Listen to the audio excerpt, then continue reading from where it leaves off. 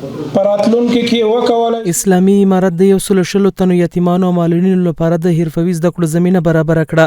د شهیدانو او معلولینو چارو وزارت د 100 تنو معلولینو او یتیمانو لپاره په شپږو برخو کې د 3 میاشتنۍ حرفوي زده کړو زمينه برابر کړه. د یادو زده کړو پرانیستنن د یوې غونډې په ترڅ کې تر سره شوه. په غونډه کې د یاد وزارت مرستیال مولوي عبدالحکیم حقانی وویل اسلامي امارت خپل بچیانو ته د روزنې او هغوی ته د کار زمينه برابرول خپل مسؤلیت ګڼي.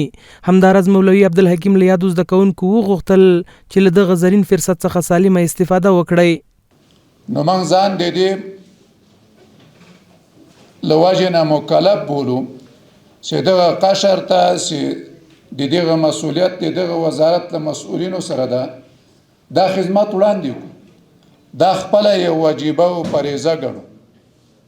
د شهیدانو معلولینو چارو مالی و اداري رئیس مولوي کلیم الله افغان وویل د اسلامي امارت مشرتابه سکهال د شهیدانو او معلولینو چارو وزارت ته 12 میلیارډ افغانۍ بودیجه ځانګړې کړې وه ترڅو یتیمانو کونډو معلولینو ته په سمه توګه توزیع شي.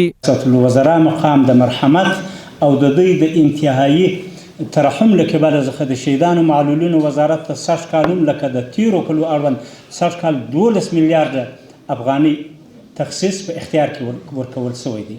همدارنګه افغان زیاته کړه له 3 میاشتو راهیسې یاد وزارت د هیواد په ټولو ولایتونو کې په الکترونیکي ډول کونډو او یتیمانو ته خپل حقوقو تقسیم شروع کړي.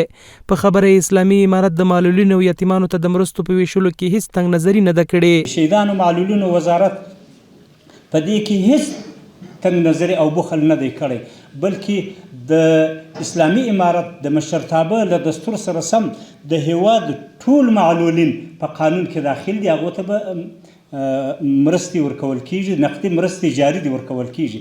یعنی هغه که د اسلامي امارت اړوند معلولین دي یا د شهدا او ورثه ده او که د نورو ادارو یا تیرو حکومتو د رافات دي یا تبعیدي یا هغه د روسانو د وخت معلولین چې رافات دي هغو ته بلا توفیره بلا تبعیضه د بانکي سیستم له لارې څخه ملي بودیجه د شهیدانو معلولینو وزارت د قانون سره سمه ورکول کیږي.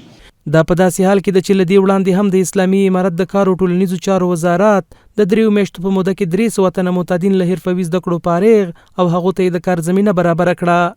محمد عمران سرکوټوال، حریت رادیو، کابل.